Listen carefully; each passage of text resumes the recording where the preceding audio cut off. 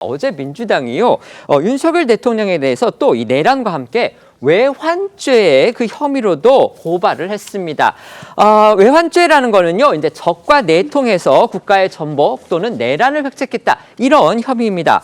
우리 상황으로 본다면 우리의 적국이라는 건 결국 북한이죠. 이 북한과의 전쟁을 유발해서 대한민국의 안보를 해치려 했다. 지금 이렇게 혐의를 두고서 고발을 한 건데, 이 역시도 역사상 최초의 지금 일이 벌어지고 있는 겁니다. 네, 대통령은 재임 중 형사 소추되지 않지만 내란죄와 외환죄는 예외입니다. 그런데 민주당이 지난 5일 내란죄 혐의로 고발한 데 이어 어제 윤 대통령과 김용현 전 장관을 외환죄로 추가 고발한 겁니다.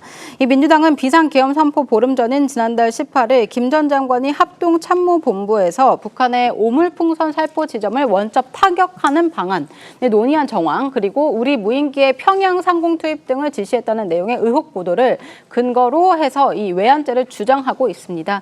이런 행위가 의도적 군사 충돌을 유발해 계엄 상황을 만들려 한 것이라고 규정하면서 윤 대통령이 외환, 즉 이적 행위를 했다고 주장하는 겁니다. 오늘 국회 국방위에서도 이와 관련한 야당 공세가 이어졌는데요. 함께 들어보시죠.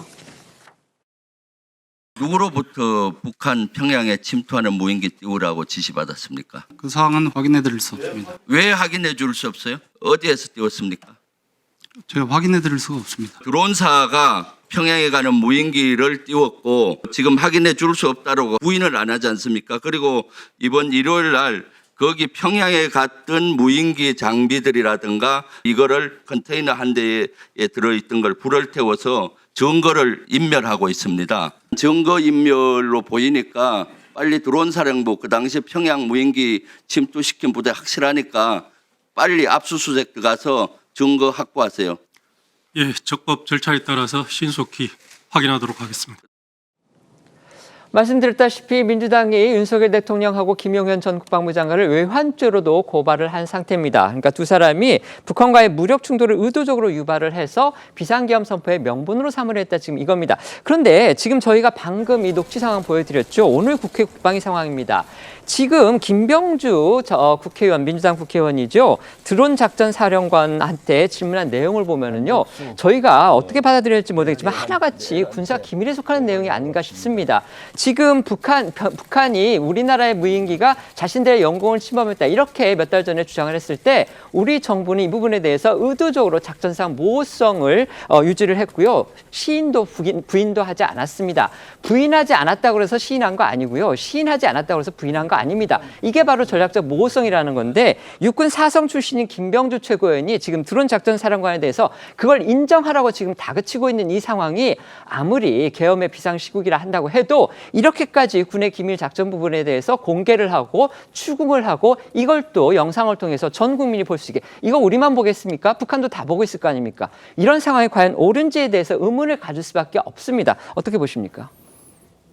군사상 비밀에 해당될 수 있다고 보이긴 합니다만, 근데 이미 이 관련된 내용에서는 국방부도 당시 전략적 모호한 입장이 아니라 답변하기 곤란해서 애매한 입장을 취한 바가 있습니다, 국회에서. 그러니까 이게 군사상 비밀이기 때문에 지금 이걸 입장을 밝히지 못하는 건 아니라고 보여지고요.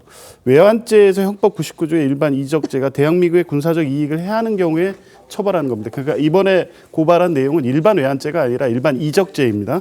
근데 이 부분에 해당되는 무인기의 북한 보냄 문제라든가 오물풍선을 유인하는 원점 타격 문제에는 군사상 비밀이 될 수 있는 문제가 있다고 하면 차라리 이제 그런 부분을 명확히 밝히고 따로 어떤 간사를 통해서 이 내용을 알린다거나 이렇게 하면 되는데, 저렇게 일방적으로 부인하지 않는 것이 저는 이 전략적으로 군사적 어떤 기밀의 문제라기보다는 이것이 외환죄에 해당될 수 있고, 이 비상계엄이 이렇게 오래전부터 준비해 왔다는 부분을 인정할 수 없는 상황을 저런 방식으로 표현하는 게 아닌가, 그렇게 보입니다. 결국 이제 다 추측입니다. 송영 변호사님 말씀해 주시죠. 그 내란죄에 대한 수사가 진행되고 있는 것하고 우리 국가 안보와 군사 기밀을 보호하는 문제는 좀 분리되어서 생각이 되어져야 됩니다. 그 사성 장군 출신인 민주당 김병주 최고위원의 부적절한 행동이 지금 저 장면만 있었던 것이 아니고, 최근에 그 곽종근 전 특수전사령관인가요? 그분을 민주당 국회의원 2명이 김병주 의원을 포함해서 면담하는 과정에서 그 면담 내용이 유튜브로 송출이 되지 않았습니까? 그런 부분들이 과연 군의 정치적 중립이나 또 이 사안의 해결, 나아가서 국가안보와 군사기밀 보호 등의 측면에서